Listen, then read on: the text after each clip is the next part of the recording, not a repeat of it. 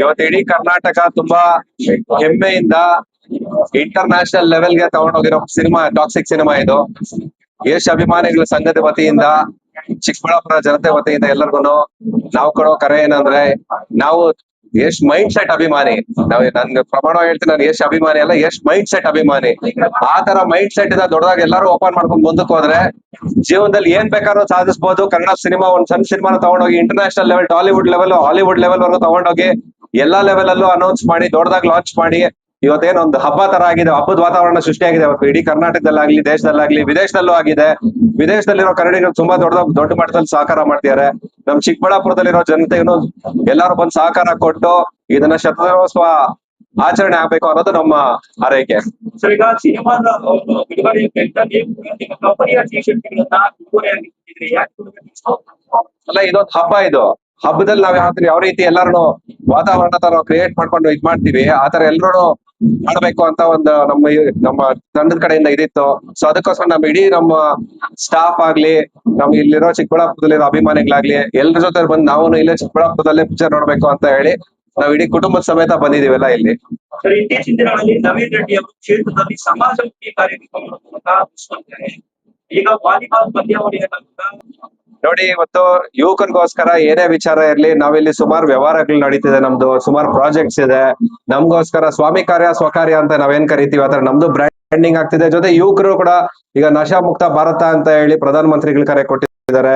ನಮ್ಮ ಇಲ್ಲಿ ಮುಖ್ಯಮಂತ್ರಿಗಳು ಕೂಡ ಬೇಡ ಬ್ರೋ ಅಂತ ಒಂದು ಕ್ಯಾಂಪೇನ್ ಶುರು ಮಾಡಿದ್ದಾರೆ. ಇಲ್ಲಿ ನಶಾ ಮುಕ್ತದಿಂದ ಎಲ್ಲ ಸಮಾಜ ಮಾಡ್ಬೇಕು ಅಂತ ಹೇಳಿ ಯುವಕರನ್ನ ಬೇರೆ ಬೇರೆ ವಿಚಾರಗಳಲ್ಲಿ ಎಂಗೇಜ್ಡ್ ಆಗಿ ಇಟ್ಟು ಸ್ಪೋರ್ಟ್ ಇನ್ನೊಂದು ಮತ್ತೊಂದು ನಮ್ಮ ಗುರಿ ಇದರಲ್ಲಿ. ರಾಜಕೀಯ ಅನ್ನೋದು ಬಂದ್ಬಿಟ್ಟು ನಮ್ಗೆ ಇಂಟ್ರೆಸ್ಟ್ ಇಲ್ಲ. ನಾವೇನಿದ್ರು ನಮ್ಗೆ ಉಪೇಂದ್ರ ಅವರ ಪ್ರಜಾಕೀಯ ಅನ್ನೋ ತತ್ವ ತುಂಬಾ ಇಷ್ಟ ಆಗಿರೋದು. ಸೊ ಆ ಲೆಕ್ಕಾಚಾರ ಏನೇ ಇರ್ಲಿ, ಸೇವಾ ಮನೋಭಾವದಿಂದ ಎಲ್ಲರೂ ಬರ್ಬೇಕು ಅನ್ನೋದೇ ನಮ್ ವಿಚಾರ ಇರೋದು. ನಮ್ಗೆ ರಾಜಕೀಯದಲ್ಲಿ ಸದ್ಯಕ್ಕೆ ಏನೋ ಇಂಟ್ರೆಸ್ಟ್ ಇಲ್ಲ. ಹಂಗೇನಾದ್ರು ಇದ್ರೆ 100% ನಾವು ಮುಂದೆ ತಿಳಿಸ್ಕೊಡ್ತೀವಿ. ಬಟ್ ರಾಜಕೀಯ ಅನ್ನೋದಿರಲ್ಲ, ಪ್ರಜಾಕೀಯ ಅನ್ನೋದಿರುತ್ತೆ. ಸದ್ಯಕ್ಕೆ ನಮ್ ಚಿಕ್ಕಬಳ್ಳಾಪುರದಲ್ಲಿ ಒಂದು 10 ಪ್ರಾಜೆಕ್ಟ್ ಇದೆ ನಮ್ದು. ಈ ಕಡೆನೆ ನಾವೊಂದು world's first conscious living corridor ಅಂತ ಹೇಳಿ ನಮ್ದು ಯಾವ್ದು ಫೇಮಸ್ ಆಗ್ತಿದೆ ಅಂದ್ರೆ, ಬೆಟ್ಟ ಗುಡ್ಡ, ತುಂಬಾ ಒಳ್ಳೆ ಪರಿಸರ, ಪ್ರಕೃತಿ ಇದೆ. ರಾಧಾಸ್ವಾಮಿ ಸತ್ಸಂಗ್ ಮೊನ್ನೆ ಓಪನಿಂಗ್ ಆಯ್ತು. 400 ಎಕರೆ ಮಾಡಿದ್ದಾರೆ. ಎಲ್ಲ ದೇಶ ವಿದೇಶದಿಂದ ಜನ ಬರ್ತಿದ್ದಾರೆ. ಈಶಾ ಫೌಂಡೇಶನ್ ಇದೆ, ಸತ್ಯಸಾಯಿ ಇದಿದೆ.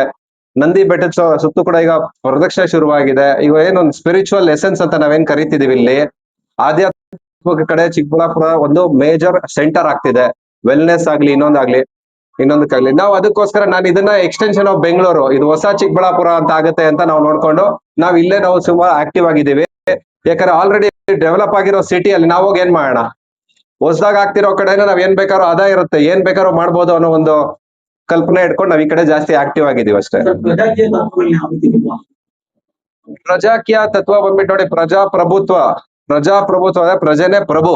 ಈಗ ನಾವು ರಾಜರಾಗಿ ಬದುಕಬೇಕು ಅಂತ ನಾವು ನೋಡ್ತಿರೋರು ಮಂತ್ರಿಗಳಾಗ್ಬೇಕು ಅಂತ ಯಾಕೆ ಅನ್ಕೋತೀವಿ ನಾವು. ಸದ್ಯಕ್ಕೆ ಯಾರು ಮಂತ್ರಿ ಆಗ್ಬೇಕಂತಿದಾರೋ, ಮುಖ್ಯಮಂತ್ರಿ ಆಗ್ಲಿ, ಪ್ರಧಾನ ಮಂತ್ರಿ ಆಗ್ಲಿ, ಬೇರೆ ಮಂತ್ರಿಗಳಾಗ್ಲಿ, ಎಲ್ಲ ಅವರು ರಾಜ್ಯಕ್ಕೆ ಸೇವೆ ಮಾಡೋರು, ಜನಕ್ಕೆ ಸೇವೆ ಮಾಡೋರು ಮಂತ್ರಿಗಳು. ಆ ಸೇವಾ ಮನೋಭಾವದಿಂದ ಬರ್ಬೇಕು. ನಮ್ದು ಅದೇ ಪ್ರಜಾಕೀಯ ತತ್ವ ಮೇನು. ಹೇಳ್ಕೊಡೋದು, ಬರೆಯೋದು, ಎಕ್ಸಾಮ್ ಬರೀರಿ, ಮತ್ತೆ ತಗೊಂಬನ್ನಿ, ಮತ್ತೆ ಏನೋ ಟ್ರೈನಿಂಗ್ ಕೊಡ್ತೀವಿ, ಕೆಲಸ ತಗೊಳ್ಳಿ, ಇದೇ ತರ ಒಂದು ಫಾಲೋವರ್ ಮೈಂಡ್ ಸೆಟ್ ಕ್ರಿಯೇಟ್ ಆಗುತ್ತೆ. ಅದಕ್ಕೋಸ್ಕರ ಯಾರಾದ್ರೂ ಒಬ್ರು ಬೇಕು. ನಾಯಕರು ಬಂದಾಗೆಲ್ಲ ಜೈ ಜೈ ಅಂತ ಬರ್ತಾರೆ. ಆ ವಾತಾವರಣ ಚೇಂಜ್ ಆಗಿ ಜನನೇ ನಾಯಕ ಆಗಿ ತನ್ನ ಮನೆ ಆಗ್ಲಿ, ವಿಚಾರ ಆಗ್ಲಿ, ಎಲ್ಲ ಸಮಾಜದಲ್ಲಿ ಅವರು ಒಂದು ಭಾಗ. ಸಮಾಜ ಬೇರೆ ಅಲ್ಲ, ಅವ್ರು ಬೇರೆ ಅಲ್ಲ, ದೇಶ ಬೇರೆ ಅಲ್ಲ, ಅವರೇ ಒಂದು ಸಮಾಜ.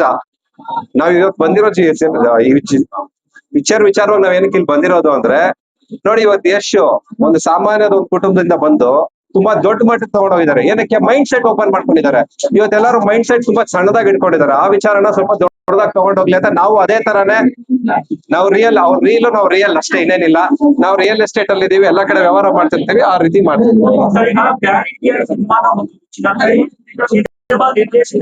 ಸಿನಿಮಾ ತಂಡ ಆಗಲಿ ಸಮಾಜಕ್ಕೆ ಏನು ಸಂದೇಶವನ್ನು ಕೊಡಲು ಹೊರಟಿದೆ. ಈ ಮೂವಿ ಹೇಳ್ತಿದ್ರೆ ಒಂದು ಕುಟುಂಬ ಸಮೇತ ಏನ್ ಸಂದೇಶ ಕೊಡೋದು? ತುಂಬಾ ಲೇಯರ್ಡ್ ಇದೆ ಮೂವಿ. ಇದ್ರಲ್ಲಿ ತುಂಬಾ ಡೀಪ್ ಸೈಕಾಲಜಿ ಇದೆ. ಯಾವ ರೀತಿ ಮನುಷ್ಯನ ತನ್ನ ಕಟ್ಕೊಂಡೋದ್ರೆ ಯಾವ ರೀತಿ ಆಗ್ಬೋದು ಅಂತ ತುಂಬಾ ಸಂದೇಶಗಳಿದೆ. ನಾವು ಒಂದು ಅಭಿಮಾನಿ ತರ ಬಂದಿದೀವಿ ಇವತ್ತು. ನೋಡೋಣ ಸಿನಿಮಾನ, ನೋಡಿ ಎಲ್ಲರ ಜೊತೆ ಹಬ್ಬ ಆಚರಣೆ ಮಾಡಿ ಆಮೇಲೆ ಹೇಳ್ತೀವಿ ಏನ್ ವಿಚಾರ ಅಂತ ಜನಕ್ಕೆ ಅರ್ಥ ಆಗುತ್ತೆ.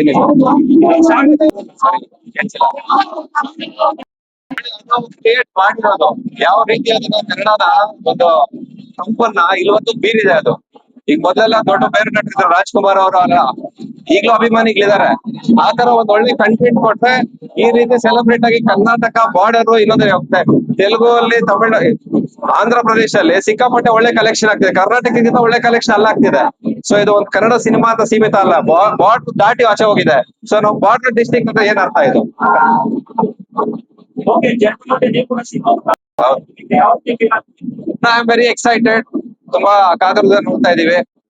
ಎಲ್ಲ ಲುಕಿಂಗ್ ಫಾರ್ವರ್ಡ್ ಫಾರ್ ಇಟ್. ನಮ್ಮ ಫ್ಯಾಮಿಲಿ ಜೊತೆ ಎಲ್ಲ ಬಂದಿದ್ದೀವಿ, ನಮ್ಮ ಟೀಮ್ ಜೊತೆ ಎಲ್ಲ ಬಂದಿದ್ದೀವಿ, ನಮ್ಮ ಸಂಸ್ಥೆಯಲ್ಲಿರೋ ಪ್ರತಿಯೊಬ್ರು ಬಂದಿದ್ದಾರೆ. We are very excited to be part of this thing.